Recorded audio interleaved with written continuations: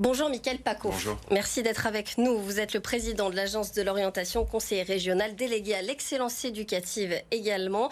On va parler avec vous du Mondial des métiers puisque c'est en ce moment même à Eurexpo. C'est jusqu'à dimanche le salon de l'orientation.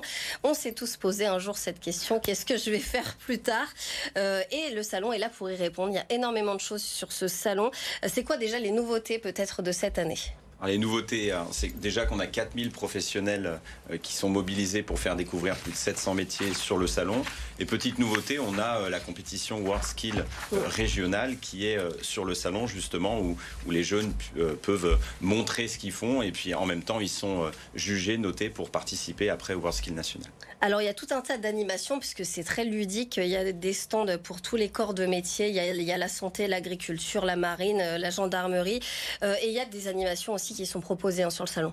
Il y en a beaucoup d'animations, on l'a vu juste avant, on a la réalité virtuelle sur beaucoup de métiers. Moi j'ai fait un peu le tour pendant 4-5 heures sur le salon dans tous les stands. On a beaucoup de choses sur l'agriculture, les forces armées et de sécurité qui sont présentes, la santé, on balaye vraiment tous les métiers, 700 métiers présents, c'est énorme.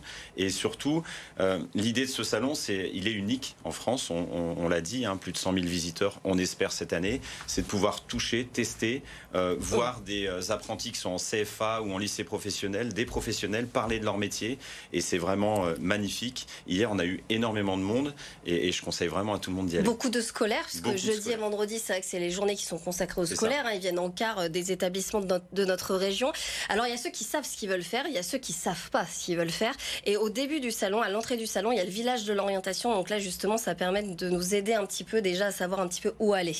On a le bus de l'orientation, nous, qui est sur les routes du département, dans les 12 départements que compte la région Auvergne-Rhône-Alpes. Dans ce bus, vous pouvez retrouver des ressources pédagogiques, vous retrouvez aussi des conseillers d'orientation et la réalité virtuelle qui présente plus de 200 métiers. On va de collège en lycée, d'événements portés par les villes ou différentes associations et structures. Et pour l'instant, on a sensibilisé 25 000 personnes, c'est énorme. Et ce bus-là, le bus de l'orientation, est présent.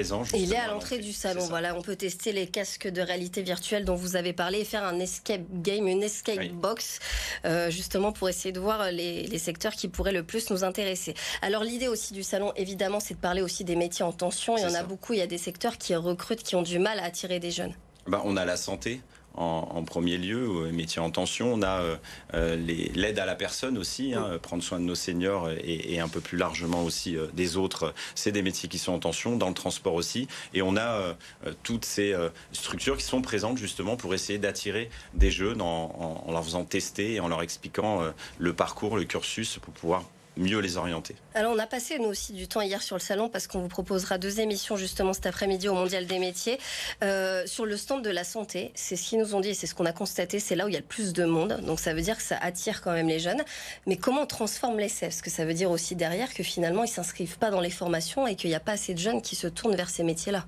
Déjà on le transforme, vous l'avez dit, en étant présent. On a un stand qui est quand même assez énorme. J'y étais hier avec le président de la région Auvergne-Rhône-Alpes, Fabrice Pankouk, et on a longuement parlé avec des podologues, des médecins, des pharmaciens, qui nous alertaient effectivement sur la tension au niveau de la santé. Et je pense qu'il faut qu'on puisse aller dans les établissements aussi peut-être. C'est ce qu'on fait avec le bus de l'orientation pour expliquer, essayer de les attirer vers ces métiers et transformer l'essai. Après, on a... Oui, c'est compliqué. On parle de la pénibilité, tout ça. Souvent, c'est vrai que chez les jeunes, c'est des choses qui peuvent freiner aussi. C'est ça. Après, je pense qu'il faut... Moi, de mon côté, en tant que maire, on a fait un plan santé. Il faut revoir un peu aussi comment accompagner les médecins, les infirmières, etc. Je pense qu'il y a vraiment un sujet qui est national. Nous, l'orientation, le but, c'est de les emmener là-bas et transformer l'essai. Après, il faut que l'État se mette dessus rapidement. Vous l'avez évoqué, il y a évidemment des établissements scolaires, des centres de formation. Il y a des éducateurs, des professeurs. Il y a aussi beaucoup de jeunes. On le voit d'ailleurs sur les images qui défilent derrière nous. Des jeunes qui parlent de leur métier. Ça aussi, c'est important finalement que ce soit des jeunes qui parlent à d'autres jeunes. C'est ça qui attire. Hier, j'étais sur les métiers des transports. Et les professionnels nous disaient, nous, on a des jeunes de CFA, de lycées professionnels qui sont là et qui expliquent ce qu'ils font pour attirer les jeunes, justement parce que déjà, quand vous êtes un peu plus âgé, vous leur parlez peut-être d'une façon qui est différente, vous êtes au-dessus. Donc en étant sur le même niveau, en étant jeune comme eux, ça passe plus facilement et ça les attire plus facilement. Il y a beaucoup de choses à faire en matière d'orientation. Vous avez pris vos fonctions il n'y a pas si longtemps que ça. Vous, justement, c'est quoi le cap que vous voulez donner? Parce qu'il y a énormément de choses à faire. On sent bien qu'il y a des difficultés justement chez les jeunes pour s'orienter. C'est être sur le terrain. Aller dans les collèges, aller dans les lycées le plus tôt possible. Et l'idée, c'est d'être présent jusque dans le foyer. On sait que 77% de l'orientation se discute en famille. Il faut qu'on soit au plus proche des familles, justement, pour pouvoir leur apporter des réponses par des biais numériques ou autres. On est en train de vraiment tout étudier et de faire le maximum au sein de l'agence pour trouver des solutions. On l'a évoqué la semaine dernière puisqu'Alexandre Portier était notre invité, le ministre délégué notamment à l'excellence aussi professionnelle dans nos lycées. Concertation nationale sur l'orientation qui doit être lancée normalement, forcément avec la motion de censure et le gouvernement Barnier qui est tombé, ça risque d'être compliqué, mais ça c'était vraiment une nécessité justement, cette concertation au niveau national qui se décline en local. Alors moi j'ai rencontré plusieurs fois le ministre Portier qui est un ministre très engagé. C'est un élu de terrain qui est monté à Paris. On est content. Donc nous, ici en Auvergne-Rhône-Alpes, on est prêts. On est prêts puisque depuis 2019, l'agence a été créée avec tous les acteurs économiques et publics, privés de la région. Donc vous retrouvez les chambres consulaires, l'État, la région, les autorités académiques et le monde économique. Et on sait faire, on est sur le terrain depuis 4 ans, on a des solutions.